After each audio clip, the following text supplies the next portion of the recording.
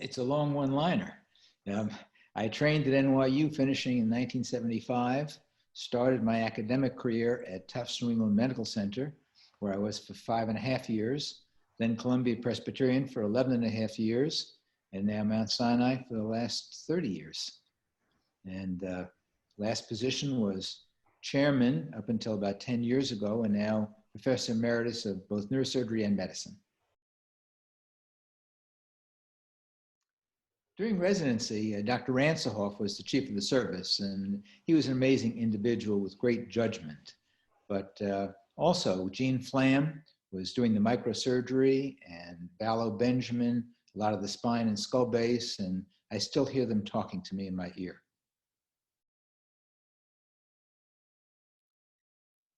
I've thought about that, and that's not an easy question, because I've done about 10,000 operations over all these years.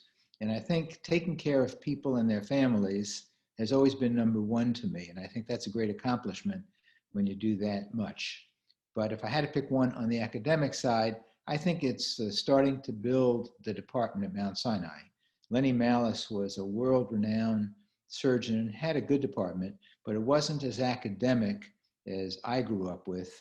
And it was my pleasure to modify that over the first 17 years there and then give it over to Josh Pedersen. So I think building Mount Sinai into what it is now is a major accomplishment.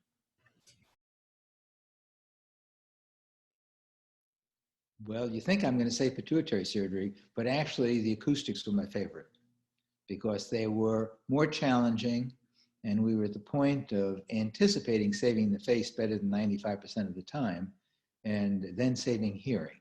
So I love that operation just because of the challenge. The pituitaries were always interesting, and interesting patients because of their issues.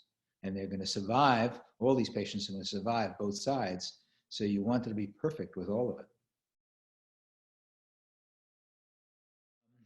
I don't think there is one particular one. You have to assume that the microscope is part of you. You know, when I started residency, it wasn't. One of the first things Dr. Ransohoff did was send me up to Mount Sinai to see Dr. Malice's microscope, take pictures of all the parts, write the numbers down, and order them and build it. So assuming you have the microscope, then I'd have to say the Roton microdissectors. I think the whole set is vital, and each one has its importance and time during dissections. It makes you be gentle because they're so delicate. That's an easy one for me. Atul Gawande is a wonderful individual. He's written a number of books, and I've met him and talked with him. But I think Being Mortal is a book that every doctor should read, not just neurosurgeon. Well, these days it's been golf, but I like reading and I like music. I don't play like I used to.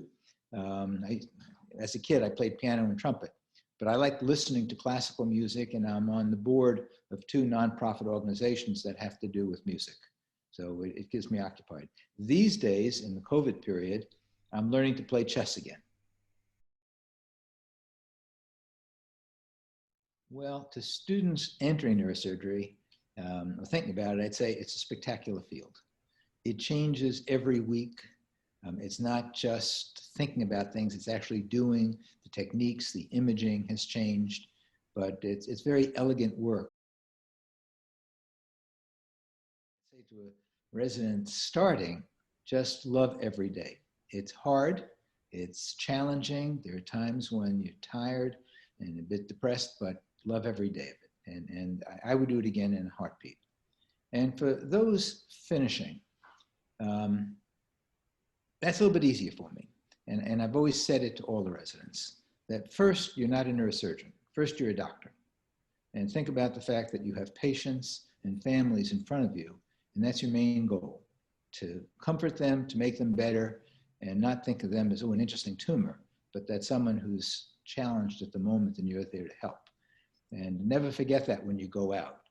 And then I always told the residents, remember the teachers that you've listened to.